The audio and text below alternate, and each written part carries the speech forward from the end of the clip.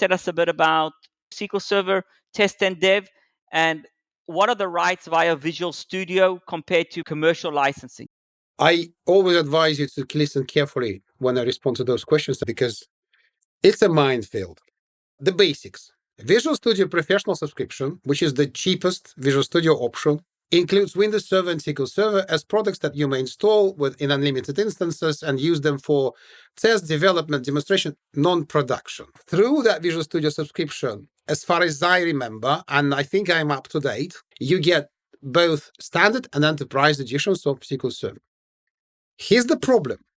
For example, you have 5 developers and a team of IT people that is 200. And that development sandbox where those 5 developers work, if that is supported by the same IT team, if you're using software from the Visual Studio subscription, then the entire IT team of 200 people requires the same subscriptions.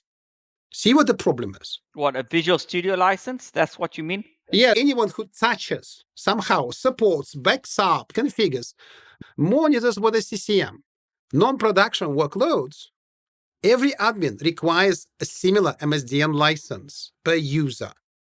You get both standard and enterprise. But for purely SQL Server development, we advise every time deploy SQL Server Developer Edition. It's a technical equivalency. Alex, it's of still enterprise. available? It's completely free. It used to cost $50 per user per year, and then Microsoft made it free. Come on.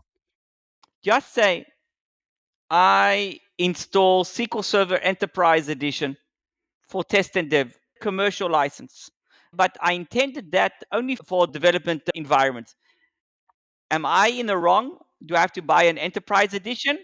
It all depends on the license. If the license is an enterprise commercial license through EA, you can do whatever you want with it. But I have to pay for an enterprise license, even though I'm using it only for development purposes. Yes, absolutely. If you use an enterprise license, the alternative is to buy Visual Studio subscription.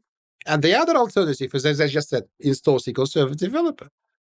So I've got 2 alternatives that are the correct alternatives, either free development edition that gives me the same capabilities as a commercial enterprise edition or standard edition, or through Visual Studio.